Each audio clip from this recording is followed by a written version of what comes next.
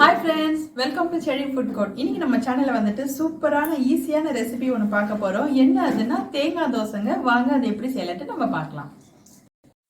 First அடுப்புல வந்துட்டு ஒரு panல வந்து நம்ம ஒரு 2 டேபிள்ஸ்பூன் அளவுக்கு ஆயில் ஆட் பண்ணிக்கலாம். ஆயில் சூடான பிறகு நம்ம கடுகு ஆட் பண்ணிக்கலாங்க. ஓகே. கடுகு வந்துட்டு நம்ம இப்போ ஆட் பண்ணியாச்சு. இப்போ பொரிஞ்சிட்டே வருது. நம்ம வந்து இந்த இடத்துல ஒரு மீடியம் சைஸ் அளவு வெங்காயத்தை வந்துட்டு ஆட் பண்ணிடலாம்.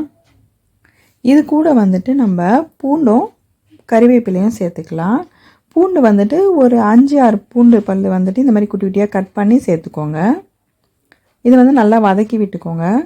நம்மக்கிட்ட இட்லி மாவு இருந்தால் போதுங்க. இந்த இன்க்ரீடியன்ஸ்லாம் வச்சு சீக்கிரமாக இந்த தோசையை நம்ம ப்ரிப்பேர் பண்ணிடலாம். ஓகேங்க. இப்போ வந்து நான் துருவின தேங்காய் ஆட் பண்ணிக்கிறேன். ஓகே, அதாவது எவ்வளோ நீங்கள் மாவு எடுக்கிறீங்களோ அந்த அளவுக்கு வந்து நீங்கள் தேங்காய் வந்துட்டு எடுத்துக்கலாங்க. இதை வந்து நல்லா வதக்கி விட்டுட்டே வாங்க. அந்த கலரை வந்து சேஞ்ச் ஆகணும். ஸோ அப்போ தான் வந்துட்டு கரெக்டாக இருக்கும் அந்த மாவில் ஆட் பண்ணி நம்ம தோசை ஊற்றுறதுக்கு. இதுக்கு வந்து நீங்கள் உப்பெல்லாம் ஆட் பண்ணவே வேண்டாம். ஆல்ரெடி நம்ம மாவில் உப்பு சேர்த்துருப்போம். ஸோ அதனால் உப்பு ஆட் பண்ணாதீங்க. இப்போ காரத்துக்காக வந்துட்டு நான் வரமிளகாயும் கொஞ்சமாக கொத்தமல்லி ஆட் பண்ணிக்கிறேன். நான் ஒரு 4 வரமிளகாய் சேர்த்துருக்கேன். உங்களுக்கு காரம் இன்னும் வேணும் அப்படின்னா 1 இல்லை 2 வந்து சேர்த்துக்கலாங்க. ஓகே, இது வந்து கொஞ்சம் நல்லா வதக்கி விட்டுட்டே வாங்க. இந்த கலர் வந்து சேஞ்ச் ஆகிட்டே வருது பாருங்கள் இப்போது. ஓகே, இப்போ நல்லா சேஞ்ச் ஆகிடுச்சு இந்த கலரு. நம்ம வந்துட்டு அடுப்பு ஆஃப் பண்ணிவிட்டு நம்ம இட்லி மாவில் வந்துட்டு இதை ஆட் பண்ணிக்கலாங்க. இப்போ பாருங்கள், இந்த மாவில் வந்து நான் வந்து மிக்ஸ் பண்ணி விட போகிறேன். இதை இதுக்கு வந்து சைட் டிஷ் எதுவுமே வேண்டாங்க. நீங்கள் அப்படியே வெறுமையாக சாப்பிட்லாம், ரொம்பவே நல்லாயிருக்கும். ஓகே, அந்த மாவில் வந்துட்டு நல்லா மிக்ஸ் பண்ணி விட்டுருங்க. மிக்ஸ் பண்ணி விட்டுட்டு நம்ம வந்து தோசை சுட்டு எடுத்துடலாங்க.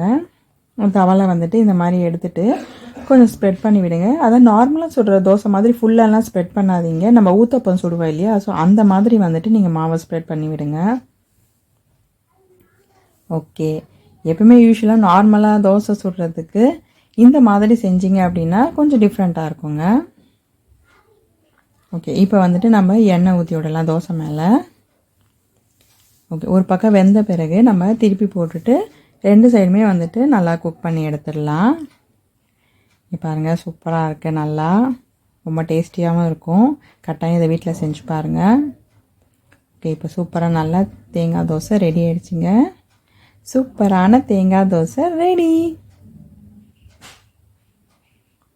என்ன ஃப்ரெண்ட்ஸ், இந்த ரெசிபி பிடிச்சிருந்ததா? மறக்காம இதை உங்க வீட்டில் செஞ்சு பாருங்க. அது மட்டும் இல்லைங்க, இந்த சேனலை வந்து சப்ஸ்கிரைப் பண்ணுங்க, லைக் பண்ணுங்க, ஷேர் பண்ணுங்க, மறக்காம உங்க கமெண்ட்ஸையும் போடுங்க. தேங்க்யூ.